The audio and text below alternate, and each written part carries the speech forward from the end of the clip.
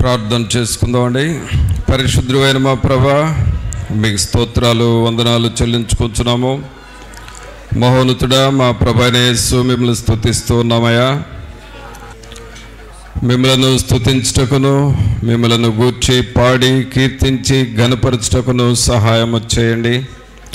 మీ కృపలో మమ్మలను బలపరచమని ప్రార్థన చేస్తూ ఉన్నాము.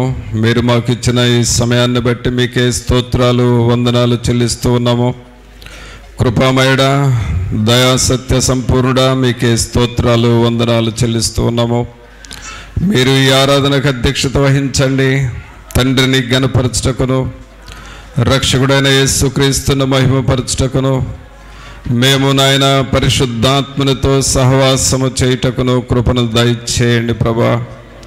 మా అంతరంగములను మీరు కనికరించండి, మా అంతరంగములను మీరు బలపరచండి. మీ ఆత్మశక్తిని, ఆత్మ పట్టుదలను మాకు మీరు దయచేయండి. ఆత్మ విషయమై తీవ్రత కలిగి ఉండమని చెప్పినారు, అలాగే దేవుని విషయంలో పట్టుదల కలిగి ఉండమని చెప్పినారు. మీ యొద్ద సహనముతో కనిపెట్టమని మీరు చెబుతున్నారు ప్రభా. అట్టి నాయన స్వభావం మాకు మీరు దయచేయండి. తండ్రి అయిన దేవా, మీ సన్నిధిలోనికి వచ్చి మిమ్మల్ని వేడుకొంచున్నాము. మీరు మాకు అధ్యక్షత వహించండి. ఏ రీతిగా మిమ్మల్ని స్తుతించి ఘనపరచవలనో సమస్త విషయాల్లో మీరే మీ కృపను మాకును మీరు సమృద్ధిగా మీరు దయచేయండి. ఈ ఆవరణమంతా మీ సన్నిధితో నింపండి ప్రభా. పాటలు పాడుచుండగా ఆ పాటల ద్వారా దేవుని యొక్క ఆత్మ మమ్మలను బలపరచునట్లుగాను, మిమ్మలను మహిమపరచువారముగా చేయండి ప్రభా. అలాగే మాలో ఉన్నటువంటి నిర్లక్ష్యము, నిర్లిప్తత సంపూర్ణంగా తొలగిపోనట్లుగా చేయండి. దుష్టుని యొక్క ఆటంకములు మాలో కానీ, ఈ ఆవరణంలో కానీ ఎవరిలో ఎక్కడ ఆటంకములు లేకుండా చేయండి ప్రభా. అడ్డుబండయు అడ్డు గోడలను కూలద్రోయమని ప్రార్థన చేస్తూ ఉన్నాము. మిమ్మలను ఘనపరచుటకు మాలో ఉన్న అభ్యంతరములన్నిటినీ మీరు తొలగించండి. పరిశుద్ధాత్ముడా, మీరు మా మధ్య కదలండి. మీ కొరకు మేము మార్గమును సరళము చేయువారముగా చేయండి నాయన. మీరు మా మధ్య సంచరించున్నట్లుగా మా పరిసరాలను మమ్ములను పరిశుద్ధపరచమని ప్రార్థన చేస్తూ ఉన్నాం. రాజులైన యాజక సమూహముగా మమ్మల్ని ఇక్కడ చేర్చి మహిమ ఘనత ప్రభావాలు మీరే ఆరోపించుకొనమని నజరేయుడైన యేసు నామమున అడిగి వేడుకొనుచున్నాము తండ్రి, ఆమేన్. పాటలు పాడుకుందామండి.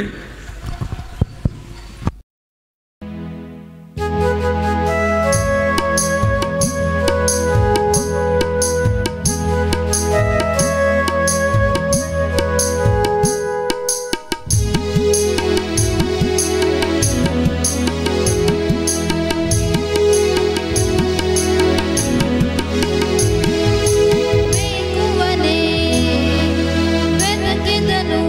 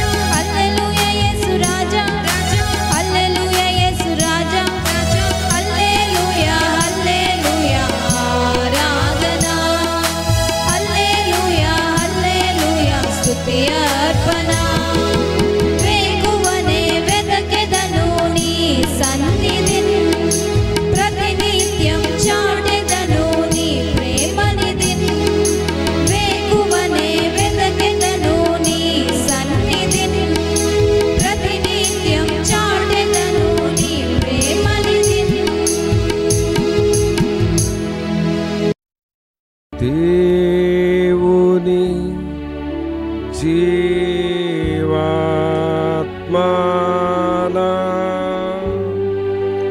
మీదికి రమ్ము. దేవుని జీవాత్మనా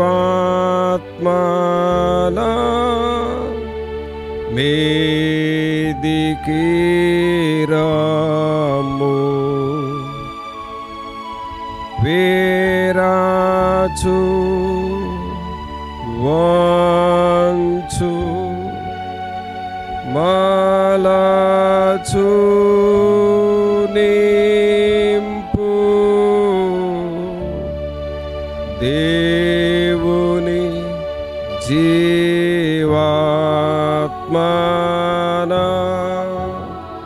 మీదికి రమ్ము. పరిశుద్ధమైన మా ప్రభా, మీకు స్తోత్రాలు వందనాలు చెల్లిస్తూ ఉన్నాము.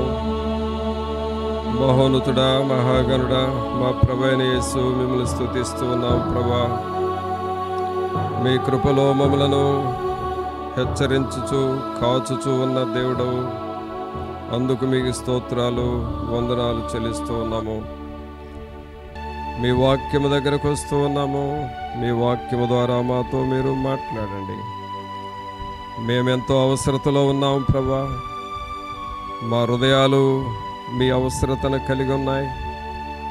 మా మనస్సులు మీ అవసరతను కలిగి ఉన్నాయి. మా కుటుంబాలు మీ అవసరత కలిగి ఉన్నాయి ప్రభా. నాయనా, మా ప్రతి అవసరతను మీరు తీర్చండి. క్రీస్తు యేసునందు తన సమృద్ధి వలన మీ ప్రతి అవసరత తీర్చబడును అని చెప్పారు కదా.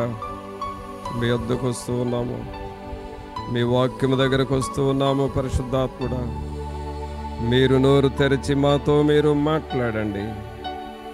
మీ పరిశుద్ధాత్మ వెలుగులో మమ్మల్ని మేము చూచుకొనుటకును సహాయము చేయమని నజరేయుడైన యేసు నామమున అడిగి వేడుకొనుచున్నాము తండ్రి, ఆమేన్. ప్రియులారా, దేవుని వాక్యం చూసుకుందాం. హెబ్రీయులకు రాసిన పత్రిక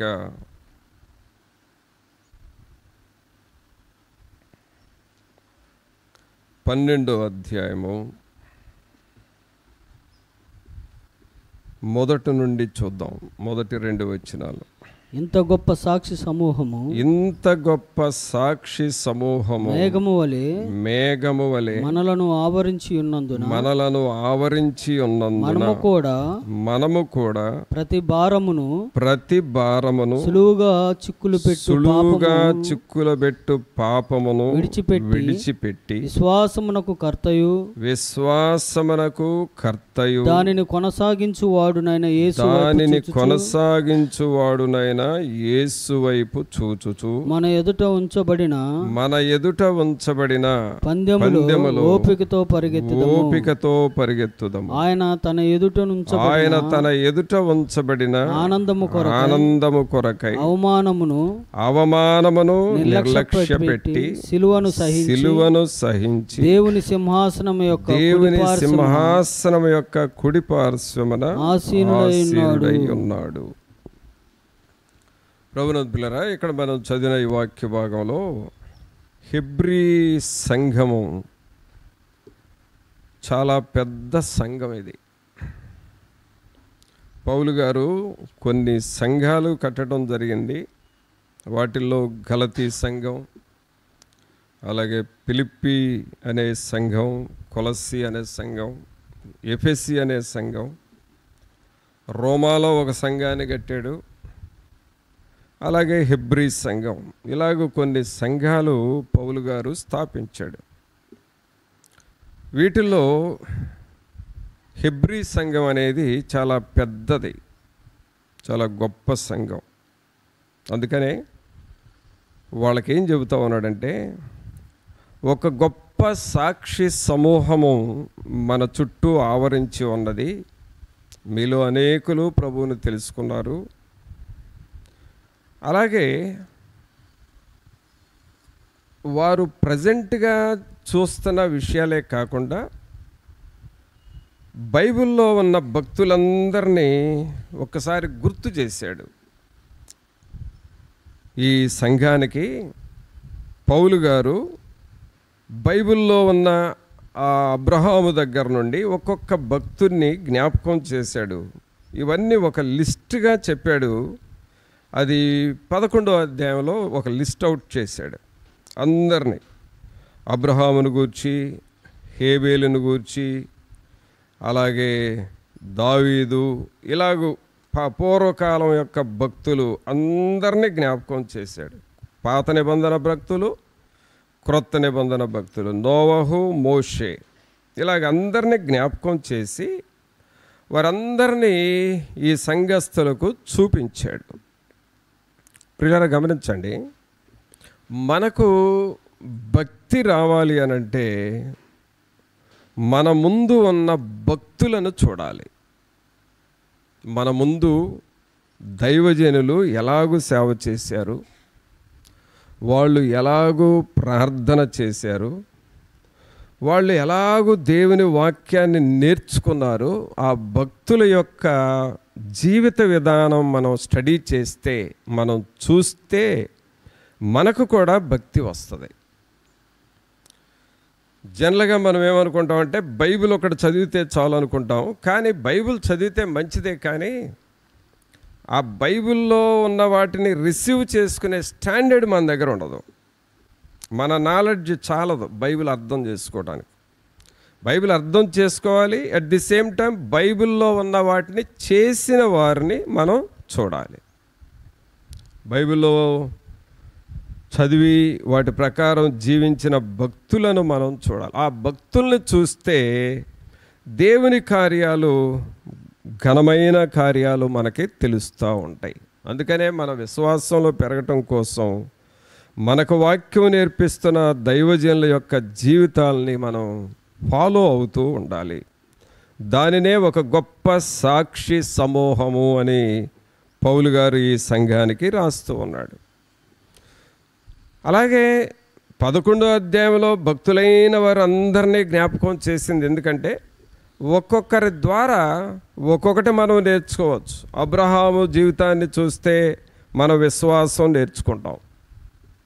అలాగే యెహోషువ జీవితాన్ని చూస్తే ప్రార్థనా శక్తి ఎంత గొప్పదో నేర్చుకుంటాం. మోషే గారి జీవితాన్ని చూస్తే దేవునికి లోబడుట ద్వారా ఎంత ఆశీర్వదిస్తాడో మనకు తెలుస్తుంది. అలాగూ ఒక్కొక్క భక్తుని గూర్చి మనం చూస్తూ ఒక సాక్షి సమూహము మన ముందు ఉన్నది అని అంటున్నాడు.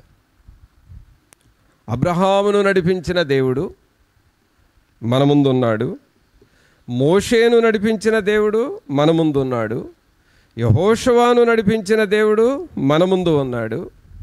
అలాగే ప్రజెంట్ టైంలో మనకు తెలిసిన భక్తులు వాళ్ళందరినేమో బైబిల్లో మనం చదువుతున్నాము, కానీ మనకు తెలిసిన కొంతమంది భక్తులు ఉన్నారు. దానియేలయ్య గారు మనకు తెలిసిన భక్తుడు, జాన్ గారు అనే ఒక మంచి దైవజనుడు.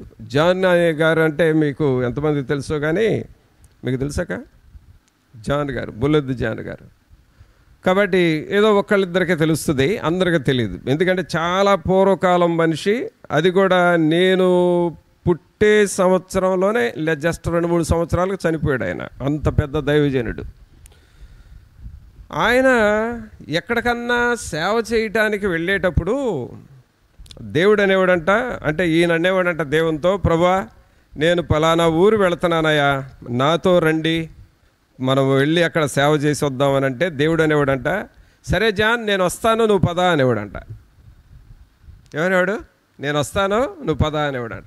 అప్పుడు ఈయన అనేవాడంట, ఏంటి ప్రభా మీరు మాట్లాడేది, నువ్వు పద నేను వస్తానంటే నేను పోను, నువ్వు నాతో వస్తే నా మీద కూర్చో, నా భుజాల మీద కూర్చో, నాతో వస్తేనే నేను వెళతా, నువ్వు పద నేను వస్తానంటే నేను పోను అనేవాడంట. అంటే ఎలా ఉంది అది?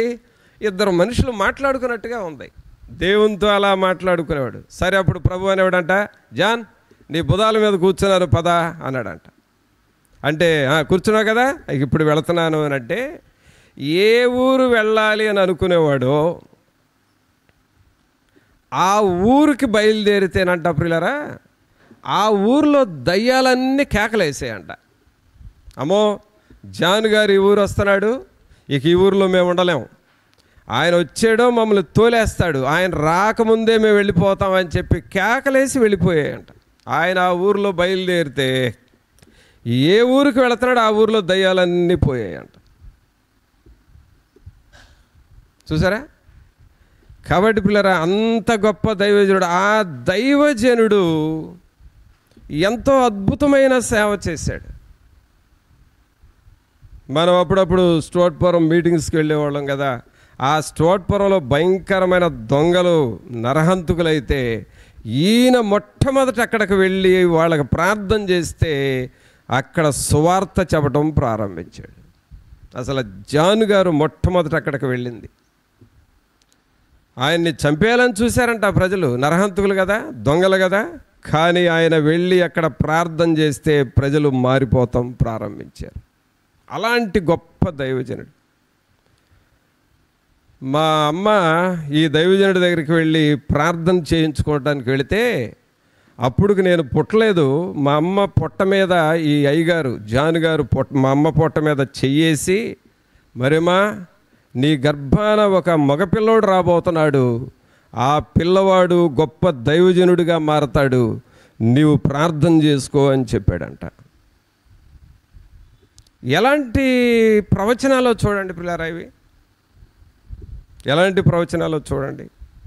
అందుకనే పిల్లరా, మనము దేవునిలో ఎదగాలి అని అంటే మనమేదో కాస్త ప్రార్థన చేసుకోవటం, కాస్త ఒక అధ్యాయం బైబిల్ చదువుకోవటం, ఆ తర్వాత బైబిల్ మూసేసి మన పని మనం చేసుకుంటూ ఉంటే ఎంతకాలం ఉన్నా భక్తిలో ఎదగలేం. మనం ఏం చేయాలంటే దేవుని బిడ్డలతో కలిసి ఉండాలి, వారితో సహవాసం చేయాలి, వారి జీవిత విధానాలను గురించి మనం వినాలి, నేర్చుకోవాలి. అందుకనే హెబ్రీ సంఘానికి పౌలు గారు ఏం రాస్తున్నాడంటే, ఇంత గొప్ప సాక్షి సమూహము మేఘము వలె మనల్ని ఆవరించుంది అని అంటూ ఏమంటాడు, విశ్వాసమునకు అనే మాట దగ్గర నుండి చదవండి. విశ్వాసమునకు కర్తయు దానిని కొనసాగించువాడునైనా యేసు వైపు చూచుచూ మన ఎదుట ఉంచబడిన పందెములో ఓపికతో పరిగెత్తుదము. ఇక్కడ పౌలు గారు అనేక మంది భక్తులను గూర్చి, అనేక మంది దైవజనులను గూర్చి ఆ హెబ్రీ 11వ అధ్యాయంలో అబ్రహాము దగ్గర నుండి ఏలియా, ఎలీషాలు, మోషే, యెహోషువ, గిద్యోను, స్టెఫను అందరిని గురించి రాస్తూ వీళ్ళంతా ఎవరి వైపు చూశారంటే దేవుని వైపు చూశారు. ఎవరి వైపు చూశారండి?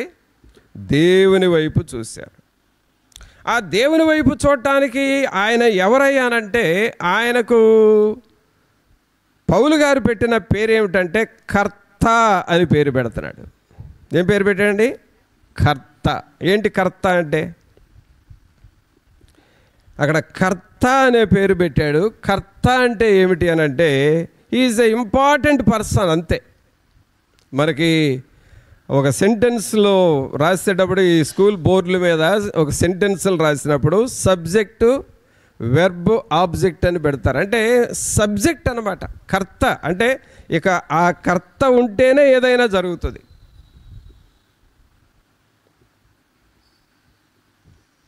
అంటే ఆయనే సమస్తం, దేనికైనా ఆయనే సమస్తం. అబ్రహాము ఈ కర్త వైపు చూచాడు, మోషే ఈ కర్త వైపు చూచాడు, అలాగే యెహోషువ ఈ కర్త వైపే చూచాడు. అనగా వీళ్ళందరి చూపులు ఈ దేవుని వైపే చూచాడు. అందుకనే ఈ దేవునికి కర్త అని పేరు పెడుతున్నాడు. మనకు పాట ఉంది ఆరాధన గీతముల పుస్తకంలో, కర్త నిన్ను స్తుతించేదను అని ఒక పాట ఉంది. కాబట్టి ఈ కర్త నిన్ను స్తుతించేదనని మనం పాడుతూ ఉన్నట్లుగా వీళ్ళందరికీ ఒక కర్త ఉన్నాడు. ఆ కర్తకు ఏమని పేరు పెట్టాడంటే చూడండి ఇక్కడ, విశ్వాసమునకు కర్తయు. దేని కర్త అండి? విశ్వాసమునకు కర్తయు.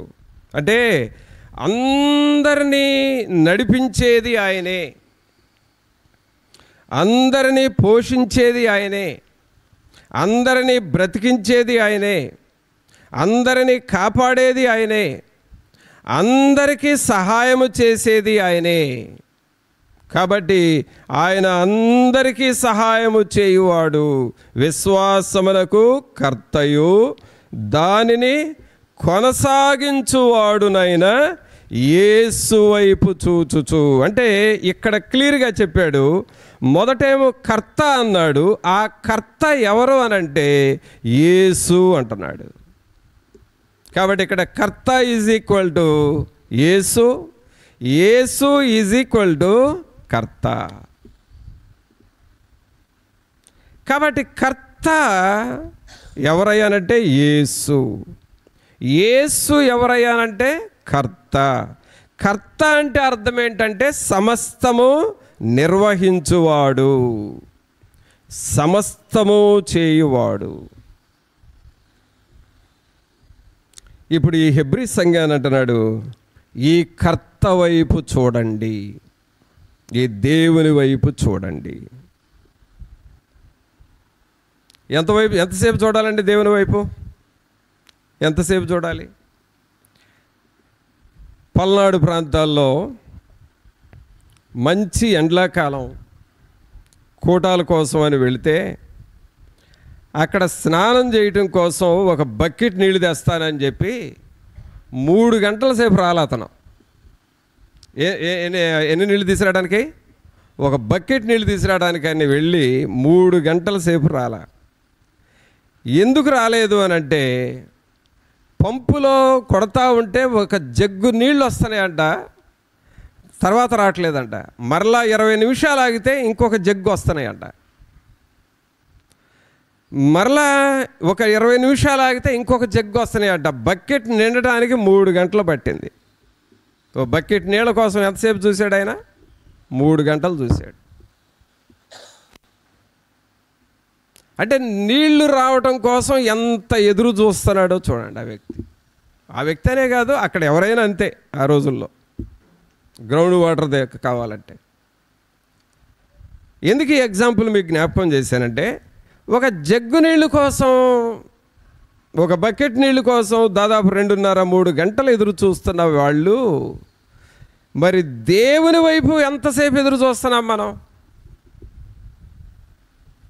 మనం దేవుని దగ్గర మనం బాగా ఎదురు చూస్తే ఏం చేస్తున్నాం? ఉదయం లేవగానే 10 minutes ప్రేయర్ చేసుకుంటున్నాం, తర్వాత ఒక చాప్టర్ బైబిల్ చదివేస్తున్నాం, బైబిల్ అక్కడ పెట్టేస్తున్నాం, మన రొటీన్ వర్క్కి వెళ్ళిపోతున్నాం.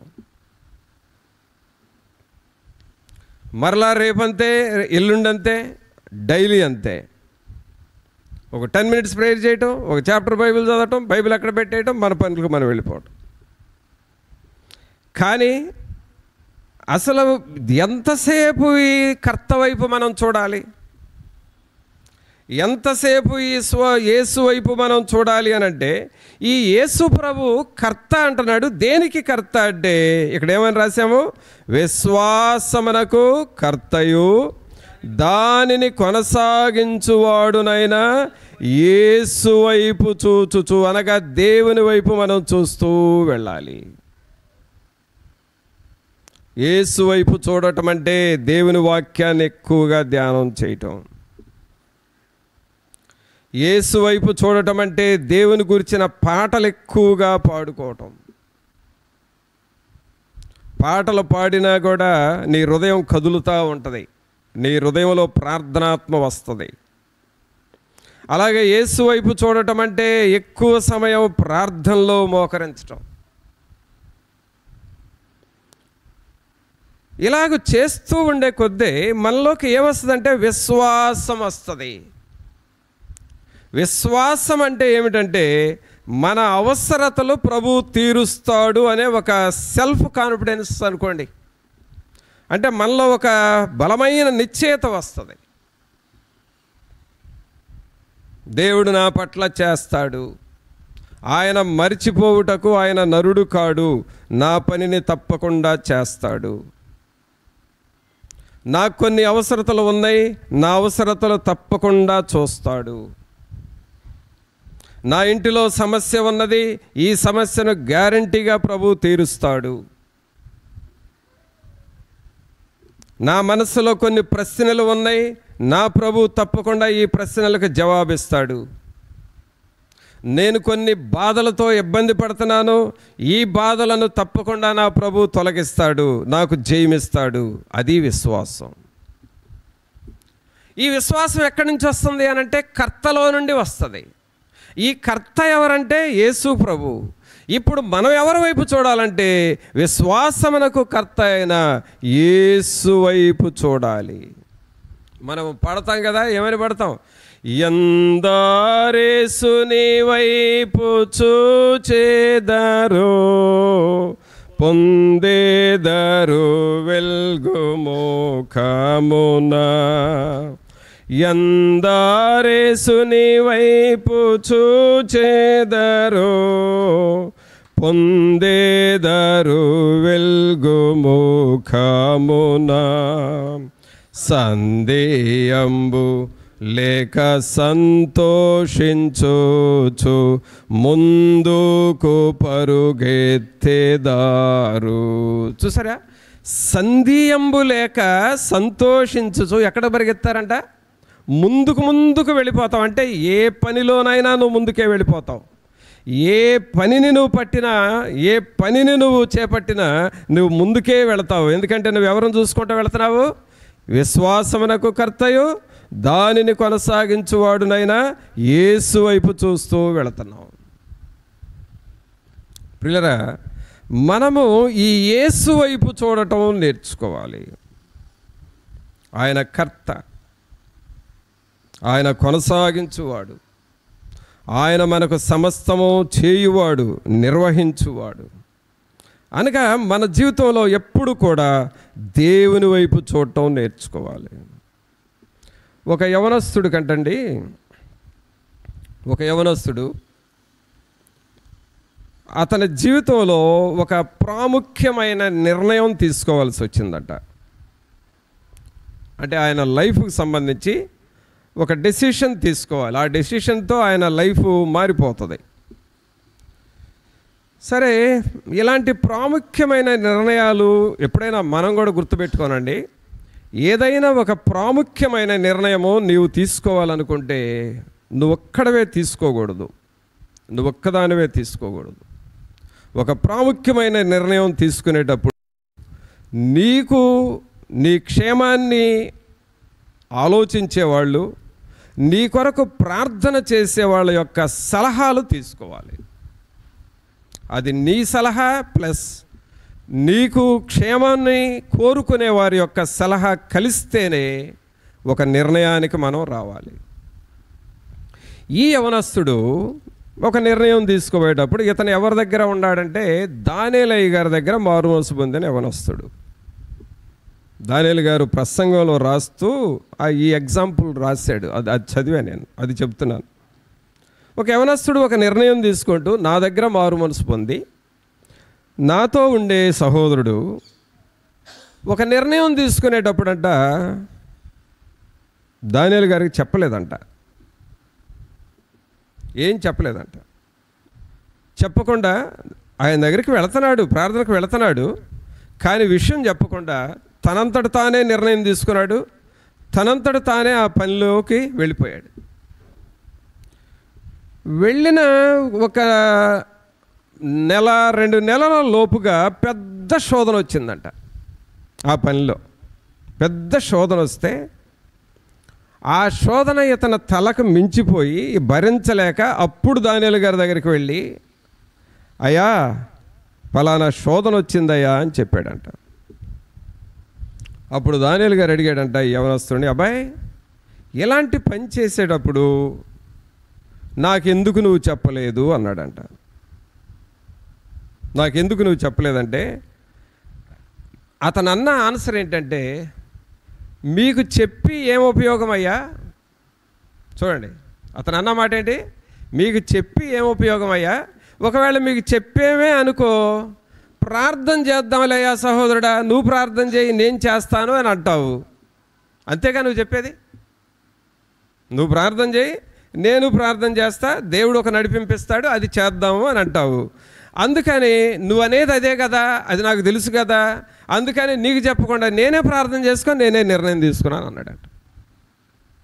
అర్థమైందండి పాయింట్? క్యాచ్ చేశారు అందరూ?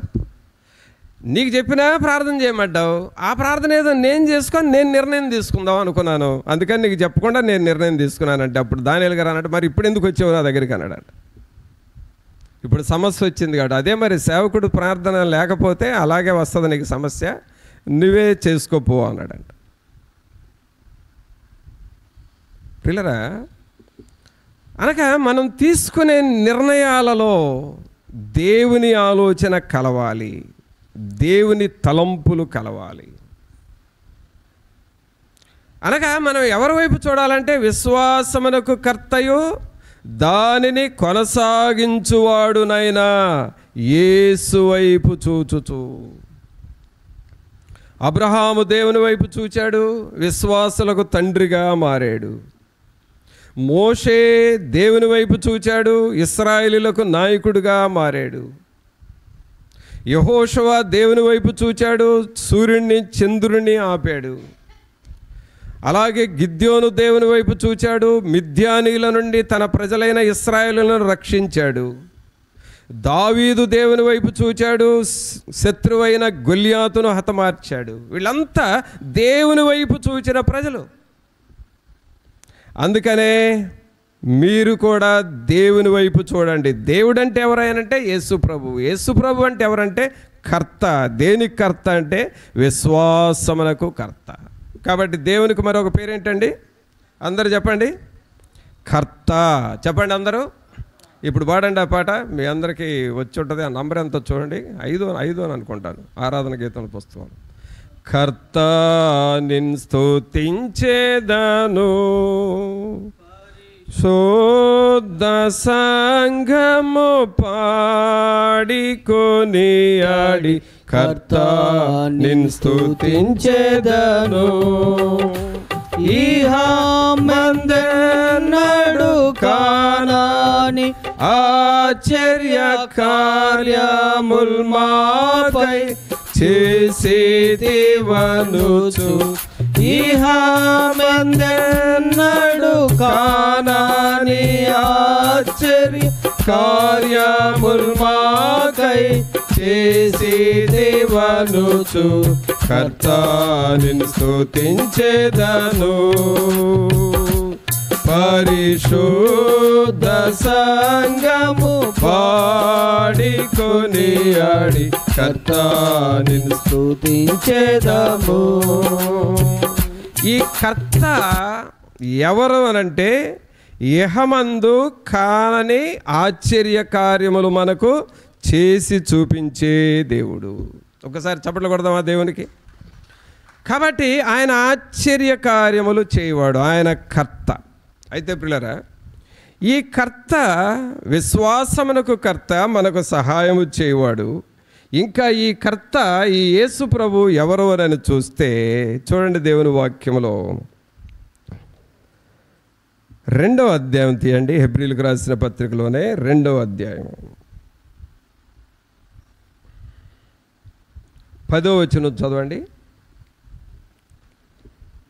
ఎవని నిమిత్తము సమస్తమును ఉన్నవో, ఎవని వలన సమస్తమును కలుగుచున్నవో, ఆయన అనేకులైన కుమారులను మహిమకు తెచ్చుచుండగా వారి రక్షణకర్తను శ్రమల ద్వారా సంపూర్ణునిగా చేయుట ఆయనకు తగును.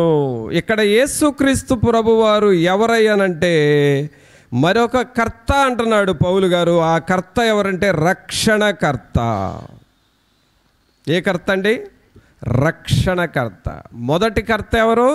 విశ్వాసమునకు కర్త. ఇప్పుడు రెండవది రక్షణకర్త. రక్షణ అనగానే మనం జనరల్గా మారు మనసు పొందటం అని అనుకుంటాం. అది మంచిదే, రక్షణ పొందటం అంటే మారు మనసు పొందటం, బాప్తిసం తీసుకోవటం, ప్రభు బల్లారాధనలో పాల్గొనటం, ప్రభు కొరకు సాక్షిగా ఉండటం, ఇవన్నీ కామన్గా జరిగే పనులు. నిన్నటి దినము ఈ టైంలో నేను బాప్తిసాలు ఇస్తా ఉన్నా. ఈ టైంలో పెద్ద కాలువలో ఉన్నా నేను నిన్న ఈ టైంలో నడుము లోతుకు పైగా నీళ్ళల్లో దిగి మరి అక్కడ కొంతమంది యవనస్తుల్ని మరి రక్షణలోకి నడిపించాం. వారంతా నిన్నటి దినం బాప్తిసాల కొరకు సిద్ధపడితే నిన్న బాప్తిసాలు ఇచ్చి ఆరాధన చేసి ప్రభు బల్లారాధన ఇవ్వటం జరిగింది నిన్న పగలు. అదే స్థలానికి ఈరోజు సాయంకాలం వెళ్ళి కూటం చేసి నేను ముగించి రావాలి నైట్. కాబట్టి పిల్లరా, ఇలాగ బాప్తిస్మముల ద్వారా మరి వారిని రక్షణలోనికి నడిపిస్తాం. అది రక్షణకర్త. అయితే రక్షణ అనగానే రక్షణలో అన్నీ ఉన్నాయండి. రక్షణలో అన్నీ ఉన్నాయి. అదేమిటి అనంటే నీకు మనశ్శాంతి ఉంటుంది, నీకు సమాధానం ఉంటుంది, నీకు ఆర్థిక బాధల్ని దేవుడు తీరుస్తాడు, అలాగే నీ కుటుంబ అవసరతలు తీరుస్తాడు, నీ అప్పుల బాధ నుండి విడుదల చేస్తాడు, నీ శ్రమల నుండి నిన్ను విడిపిస్తాడు, అలాగే నీ ఆత్మీయ జీవితం వర్ధిల్లునట్లుగా నీ ఆత్మను నీ కుటుంబాన్ని లేవనెత్తుతాడు. అన్ని యాంగిల్స్లో నీకు కావలసిన ప్రొటెక్షన్ ఇస్తాడు. ఆయన రక్షణకర్త.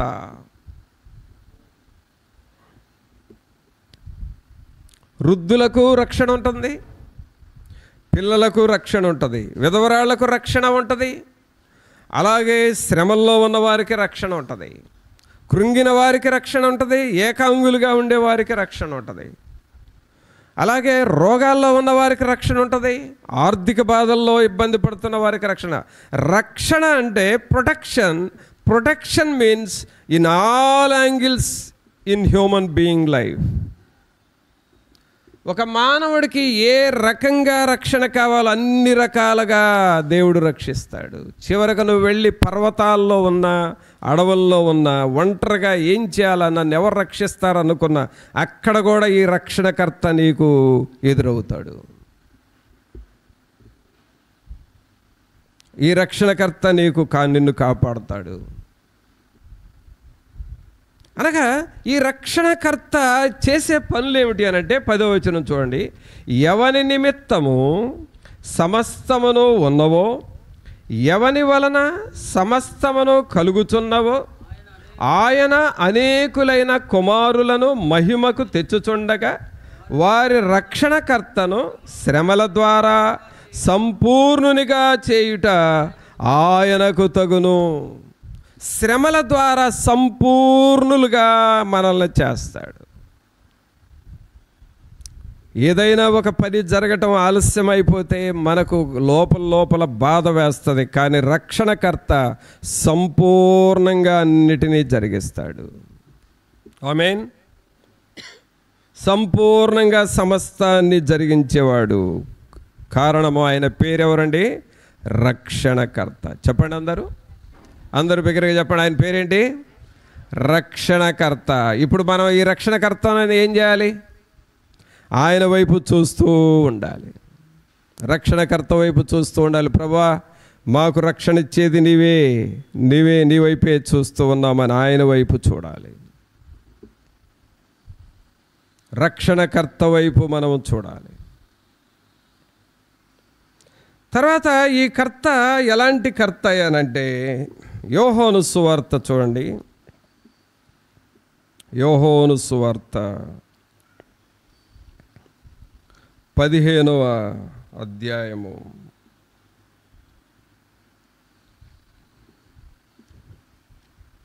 యోహాను సువార్త 15వ అధ్యాయము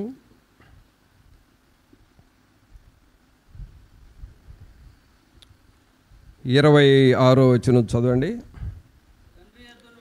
తండ్రి యొద్ద నుండి మీ యొద్దకు నేను పంపబోవు ఆదరణకర్త అనగా తండ్రి యొద్ద నుండి బయలుదేరు సత్యస్వరూపి అయిన ఆత్మ వచ్చినప్పుడు ఆయన నన్ను గూర్చి సాక్ష్యమిచ్చుచు, మీరు మొదట నుండి నా యొద్ద ఉన్నవారు గనుక మీరును సాక్ష్యమిత్తురు. ఇక్కడ మనం చదువుతుంది ఏమిటి అని అంటే 26వ వచనం ప్రారంభంలో, తండ్రి యొద్ద నుండి మీ యొద్దకు నేను పంపబోవు ఆదరణకర్త.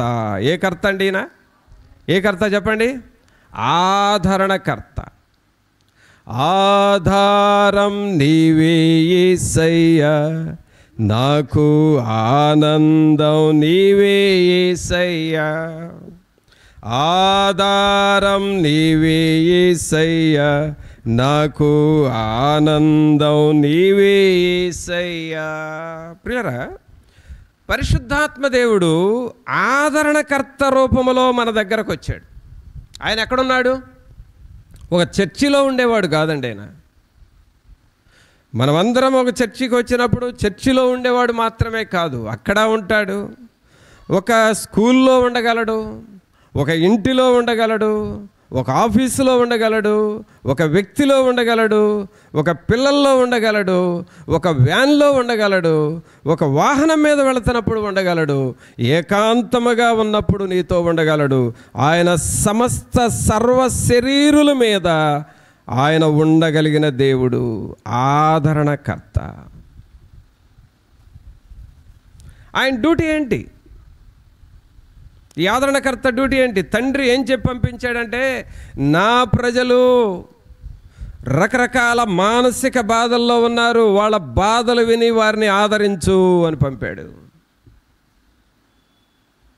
నా ప్రజలు సమస్యల్లో ఉన్నారు, వారి సమస్యలు విని తగిన కాలంలో వారికి వెళ్ళి సహాయం చేయి అని పంపించాడు.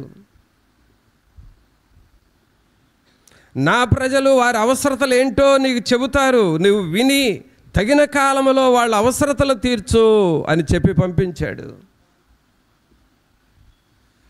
అంటే పిల్లరా, ఆదరణకర్త పని ఏమిటంటే నీకు సపోర్ట్గా ఉండటం, నీ అవసరత ఏంటో వినటం, నీ అవసరతలు తీర్చటం ఆయన డ్యూటీ. అది ఒక క్లాసులో టీచర్ డ్యూటీ ఏంటంటే చెప్పటం, పిల్లలకు అర్థమయ్యేటట్టు చెప్పటం, ఆ పిల్లల్ని వినేటట్లుగా మోటివేట్ చేసుకోవటం, వాళ్ళ ఇంప్రూవ్మెంట్ ఎంత వచ్చిందా అని చూసుకోవటం, అది టీచర్ డ్యూటీ అంతే.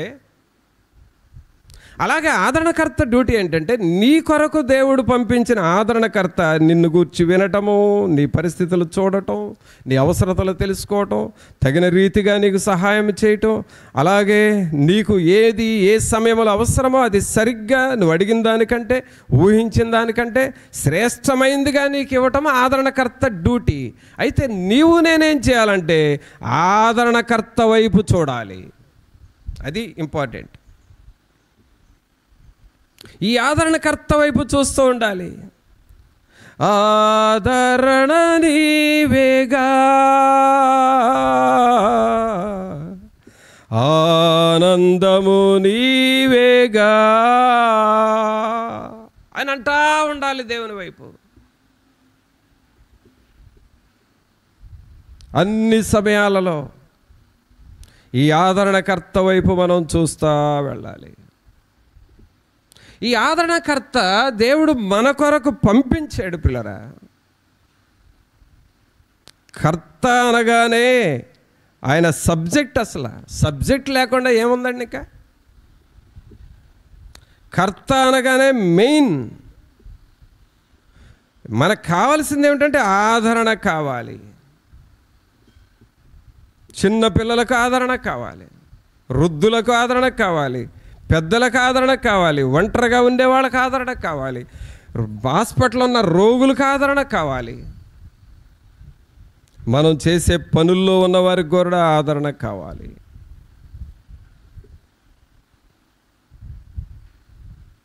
అయితే ఈ ఆదరణను ఒక కర్తగా, ఆదరణకర్త అనే పేరుతో ప్రభు మన దగ్గరకు పంపించాడు.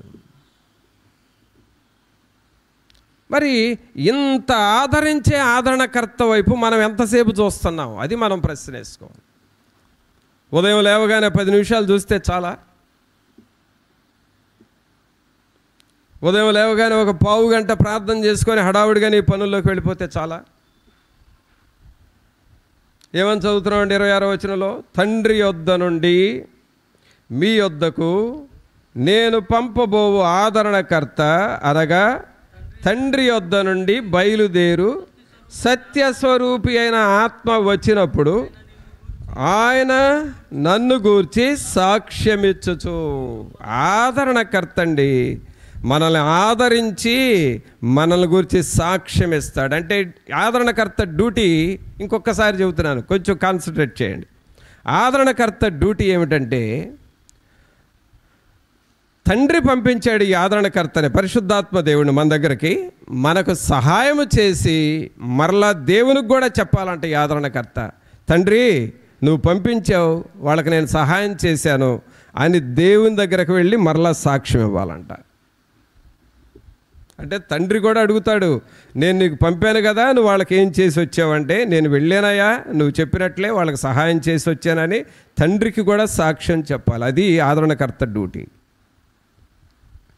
ఇప్పుడు ఈ ఆదరణకర్తను మనం చూస్తూ ఉండాలి.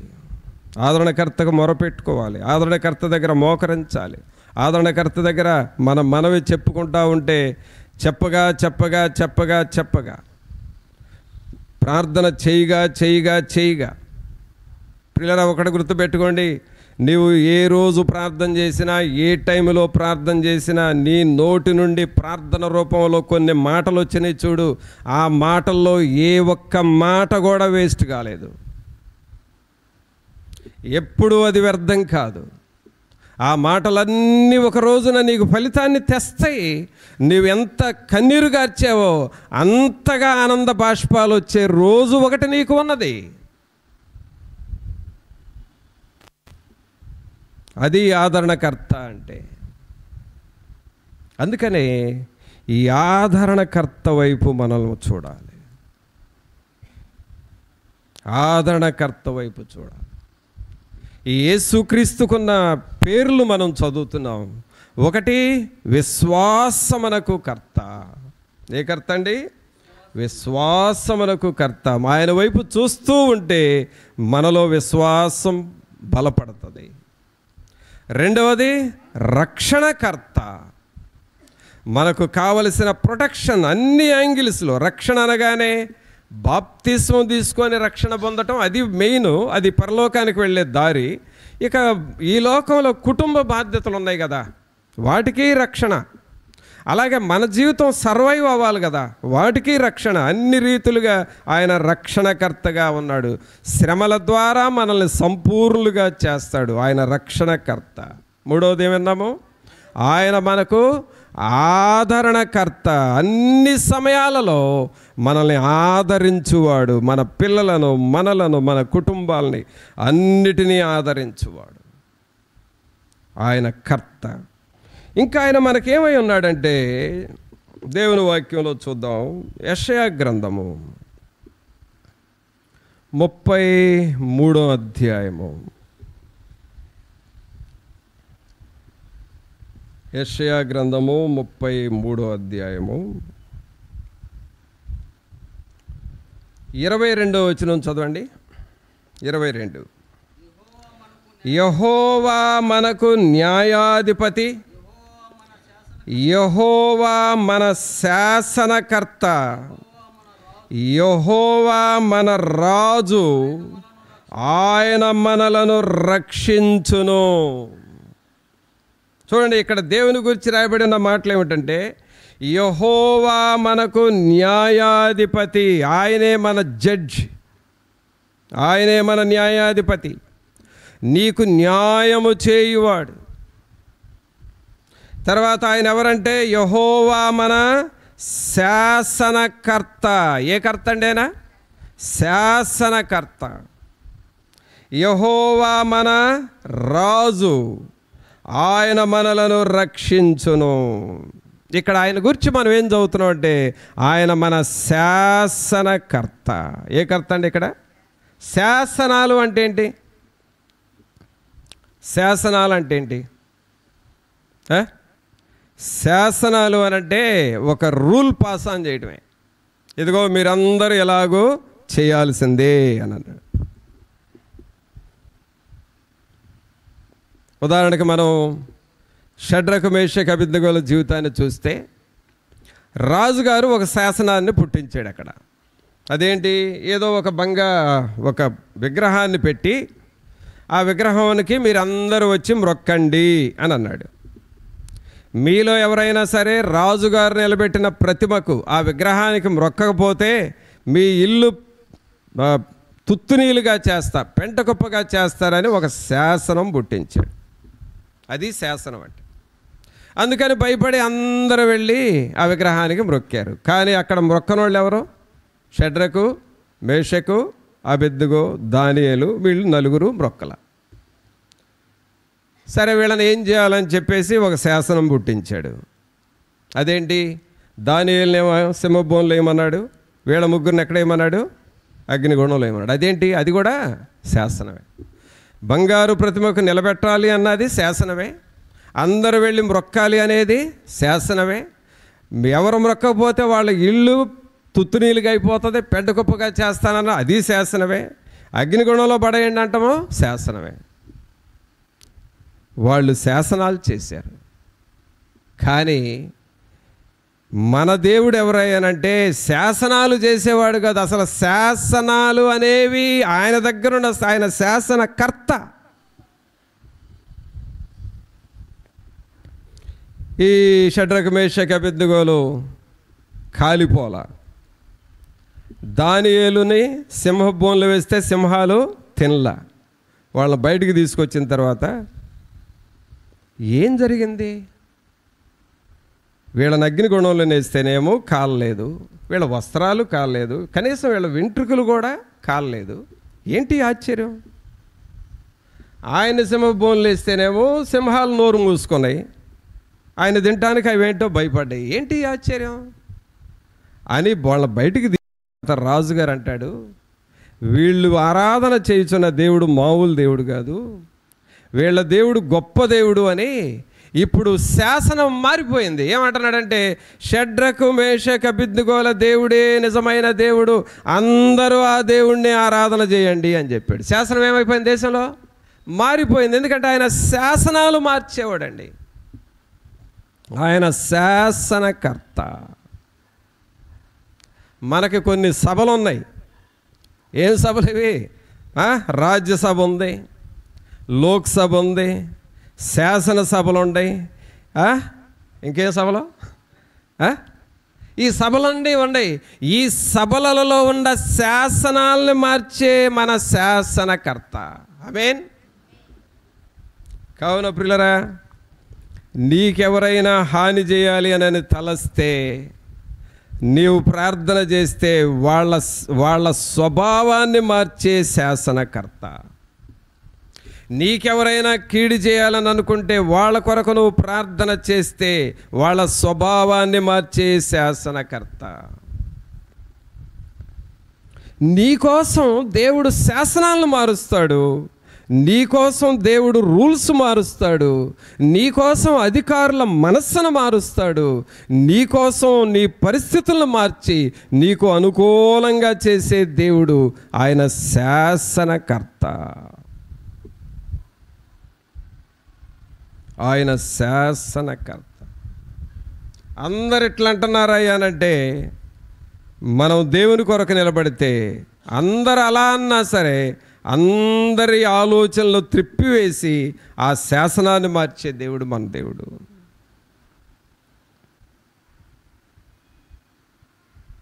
అందుకనే మనం ఇక్కడ దేవుని వాక్యంలో చదువుతున్నాం 22వ వచనంలో, యెహోవా మనకు న్యాయాధిపతి, యెహోవా మన శాసనకర్త, యెహోవా మన రాజు, ఆయన మనలను రక్షించును, ఆయన మనలను రక్షించును. కావున నీకోసం దేవుడు శాసనాలను మార్చే దేవుడు అనే సంగతి జ్ఞాపకం పెట్టుకో.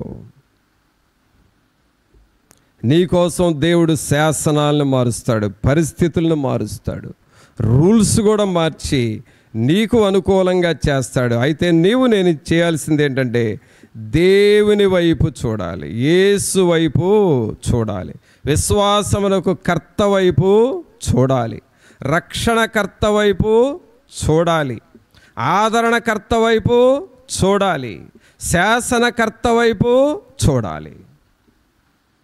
ఈ కర్త వైపు మనం చూడాలి. ఇంకా ఆయన మనకు ఎలాంటి వాడో చూద్దాం.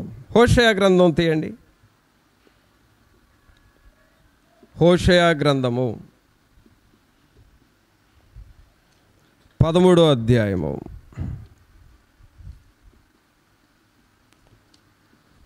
హోషేయ గ్రంథము 13వ అధ్యాయము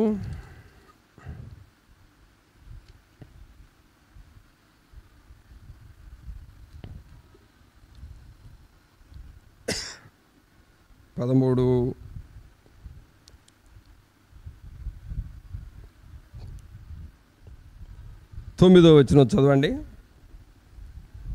13వ హోషేయ గ్రంథం 13వ అధ్యాయం 9వ వచనం. ఇశ్రాయేలు, నీ సహాయకర్తనగు నాకు నీవు విరోధివై నిన్ను నీవే నిర్మూలము చేసి కొనుచున్నావు. నీ పట్టణములలో దేని యందును నీకు సహాయము చేయకుండా నీ రాజు ఏమాయను? రాజును అధిపతులను నా మీద నియమించమని నీవు మనవి చేసుకుంటువు కదా, నీ అధిపతులు ఏమైరి? ఇక్కడ ఇశ్రాయేలుతో అంటున్నాడు దేవుడు. ఏమంటున్నాడండి 9వ వచనంలో? ఇశ్రాయేలు, నీ సహాయకర్తనగు నాకు. ఏ కర్త అండి ఈయన? చెప్పండి అందరూ, ఏ కర్త అయినా? సహాయకర్త. సహాయకర్త అంటే నీకు సహాయము చేయువాడు. నీకు సహాయము చేయువాడు,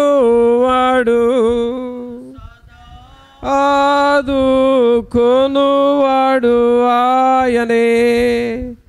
నీకు సహాయము చేయువాడు, సదాదుకొనువాడు ఆయనే. ఆదరణ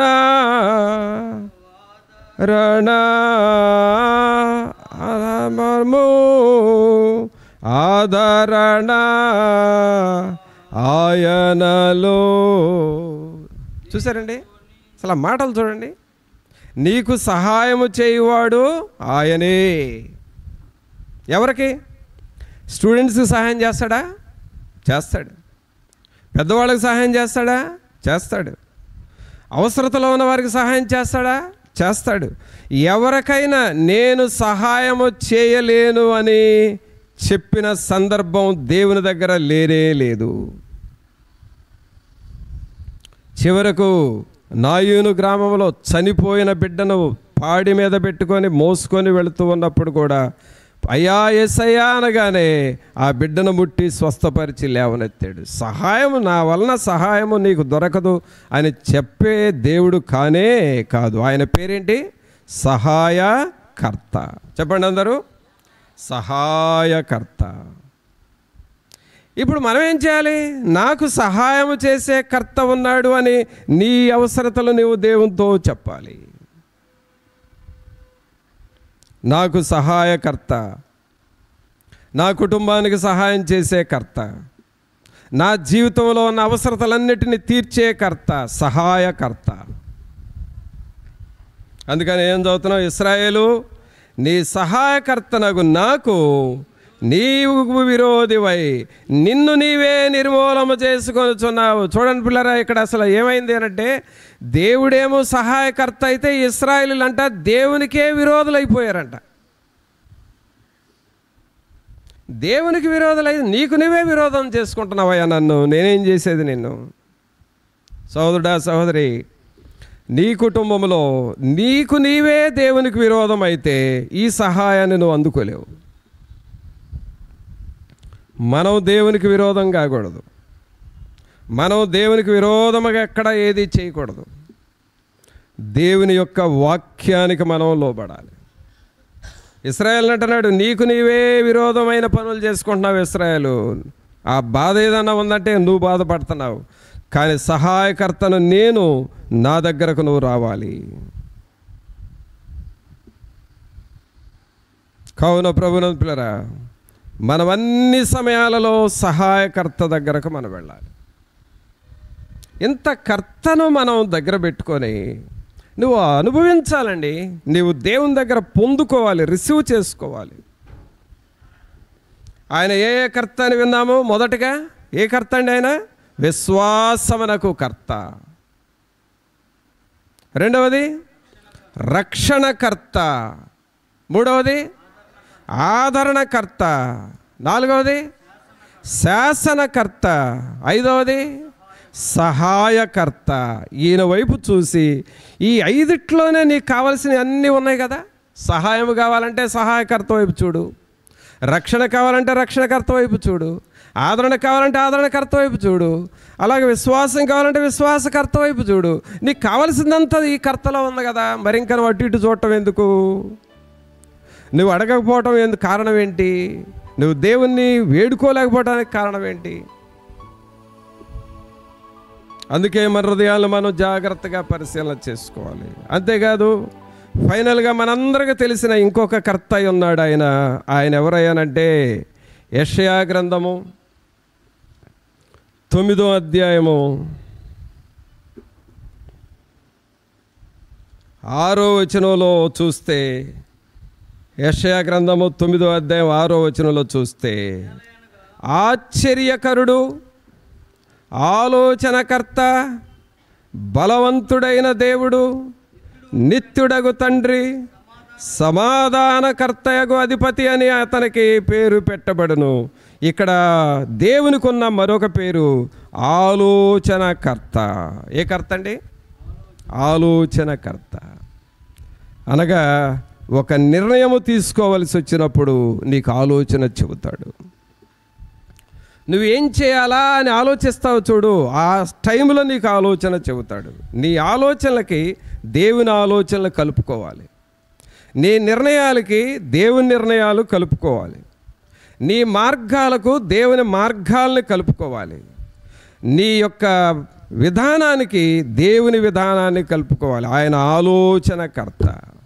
ఏ కర్త అండి? ఆయన ఆలోచనకర్త. మరి ఇప్పుడు ఏం చేయాలి మనం?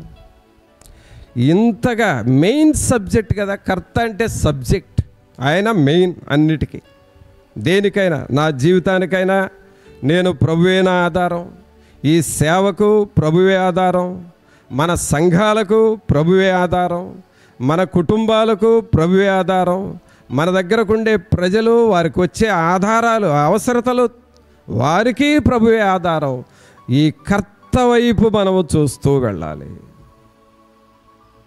Look at Jesus, look at Jesus.